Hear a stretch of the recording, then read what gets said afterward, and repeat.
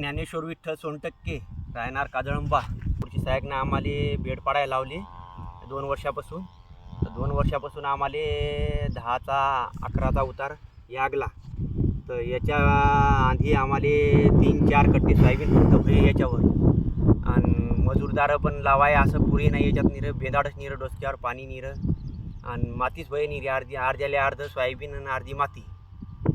तर याच्यात आमचा घाटाच निरा म्हणजे खाली ठेवायची राणी इच्छा आली ती. तर तुरं बिन आमची सक्सेस वागली 2 वर्ष झाले. तर 10चा उतार तुरीचा 10चा सोयाबीनचा आहे बी. तर आमचं बेडमध्ये सक्सेस झालं. 12 किलो बी लागलं. तर एका दिवशी आमचं टोकन मशीननं 3 एकर बेड झाले. तर म्हणजे आम्हाला पेरण्याची पण गरज नाही आता.